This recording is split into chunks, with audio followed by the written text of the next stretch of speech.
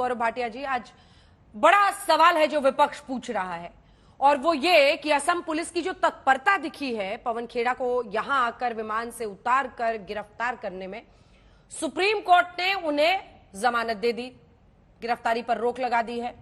लेकिन इसी के साथ जयराम रमेश कह रहे हैं कि टाइगर जिंदा है, न्यायपालिका जिंदा है।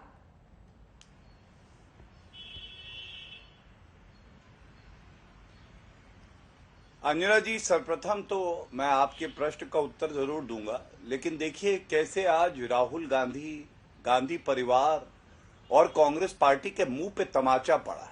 मैं आपको बताता हूं वजह।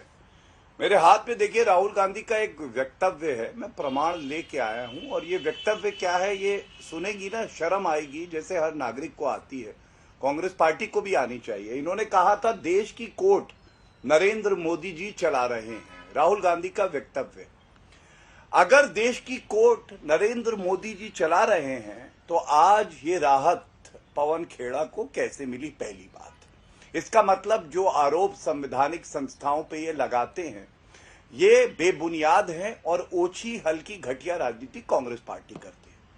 पेशे से वकील हूं मैंने सर्वोच्च न्यायालय की जो प्रोसीडिंग्स थी उनको देखा भी। मैं आपको ये बता दूं कि ये जो मामला है ना, ये निरस्त नहीं हुआ है, खत्म नहीं हुआ है। सर्वोच्च न्यायालय में जो न्यायाधीश हैं उन्होंने बार बार अभिषेक मनु सिंघवी जी से ये पूछा, क्या आप चाह रहे हैं कि निरस्त हो या नहीं, हम उसके आधार पर फैसला करेंगे। तो अभिषेक मनु सिंघवी जी जो पवन खेड़ा के वकील थे उन्होंने कहा नहीं, मैं निरस्त करने के लिए नहीं कह रहा, केवल अंतरिम जमानत दे दें। तो सुप्रीम कोर्ट ने ये टिप्पणी करी कि ये जो पवन खेड़ा की टिप्पणी है ये बहुत ही अमर्यादित है, और देश के प्रधानमंत्री के लिए अगर आप इस तरह की टिप्पणी करेंगे अंजना जी, तो मैं समझता हूं कि सर्वोच्च न्यायालय में दूध का दूध और पानी का पानी हो जाता है। तभी मजबूरन पवन खेड़ा के वकील को कहना पड़ा कि पवन खेड़ा माफी मांगते हैं, अनकंडीशनल अपॉलॉजी। अब मैं आपको फर्क बताता हूं। भारतीय जनता पार्टी का प्रवक्ता होने के नाते देखिए, सर्वोच्च न्यायालय फैसले देता है अपने विवेक और संविधान के तहत, हमारा कर्तव्य है हम उसका पालन करें। और मैं कहूंगा कि जो सर्वोच्च न्यायालय का फैसला है 3 दिन की अंतरिम जमानत, हम इसका सम्मान करते हैं। हम कांग्रेस पार्टी की तरह नहीं हैं कि ये सर्वोच्च न्यायालय मोदी जी चला रहे हैं या सारी संस्थाएं जो हैं समाप्त हो गई हैं, राष्ट्रपति राजपत्नी हैं, प्रधानमंत्री चौकीदार चोर हैं, इलेक्शन कमीशन ऑफ इंडिया जो है बंधुआ मजदूर है, सर्वोच्च न्यायालय मोदी जी चला रहे हैं।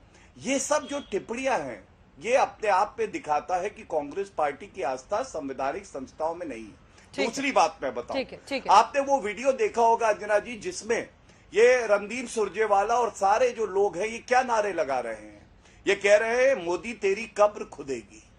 कोई माइका लाल है भारत के प्रधानमंत्री की कब्र खोदे भारत?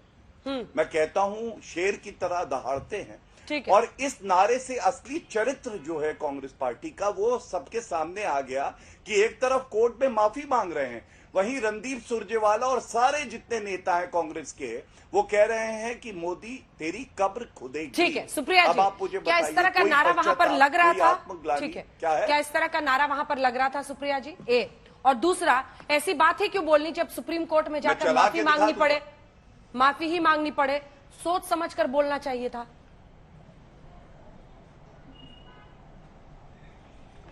5 मिनट राष्ट्र के नाम संदेश दिया गया, आशा करती हूं मुझे भी वो 5 मिनट दिए जाएंगे। आपने बिल्कुल सही कहा, सोच समझ के बोलना चाहिए। कभी कभी स्लिप ऑफ टंग हो जाता है, और जैसे ही स्लिप ऑफ टंग हुआ ये भी बोल दिया गया कि सॉरी नरेंद्र दामोदर मोदी जी। बिल्कुल आपने सही कहा, सोच समझ के बोलना चाहिए। ये तो स्लिप ऑफ टंग था, आप उसको क्या कहिएगा जब पूरे होशो हवास में, और मैं आशा करती हूं कि मुझे भी न्याय मिलेगा आपके शो पर, जब पूरे होशो हवास में इस देश के चुने हुए प्रधानमंत्री कुछ ऐसी भाषा बोलते हैं जो आप अपने बच्चों के साथ बैठकर सुन भी नहीं सकते। आपके दर्शकों के लिए वो भाषा भी सुना दी जाए, क्योंकि सुनानी जरूरी है। कांग्रेस की कौन सी विधवा थी? बता दीजिए, इस देश में कभी किसी ने 50 करोड़ की गर्लफ्रेंड देखी है? दीदी आदरणीय दीदी, ओ दीदी,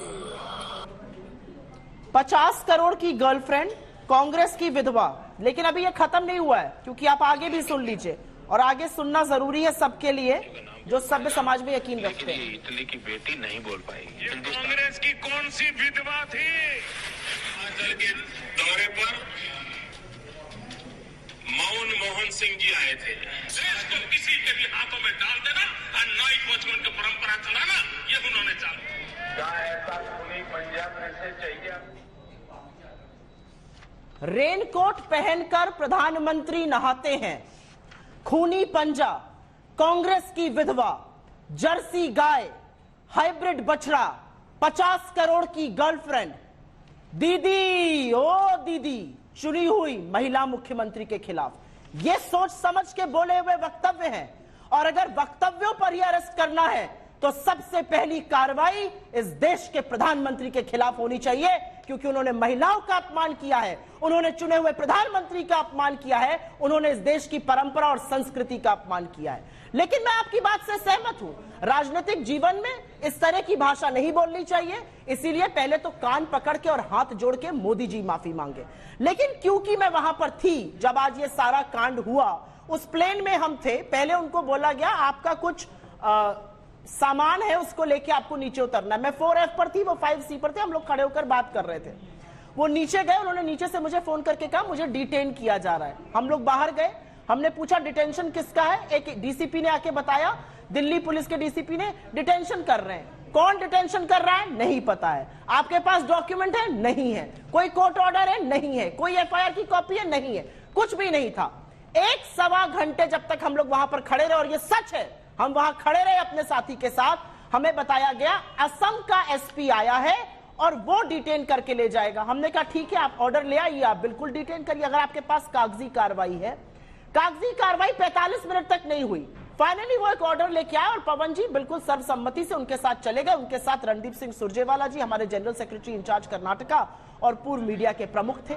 मुझे आप एक बात बताइए कि क्या इस तरह की हरकत करना, वाराणसी में FIR, लखनऊ में FIR, असम में 50 FIR, हाफलॉन्ग में FIR, आप मुझे सिर्फ यह समझाइए कि क्या सत्ता का और पुलिस का दुरुपयोग राजनीतिक प्रतिद्वंदियों को डराने के लिए, उनको धमकाने के लिए होगा? अडानी के पास आपकी पुलिस भेजने की हिम्मत नहीं है। ये बात कर रहे थे शेर की चू नहीं कर पाते, अडानी का आ नहीं बोल पाते। ये चले हमें बताने हौसले की और हौसला अफजाई की बातें। असलियत ये है एक स्लिप ऑफ टंग हुआ और उसका उन्होंने क्षोभ व्यक्त किया, बात आगे बढ़ जानी चाहिए थी।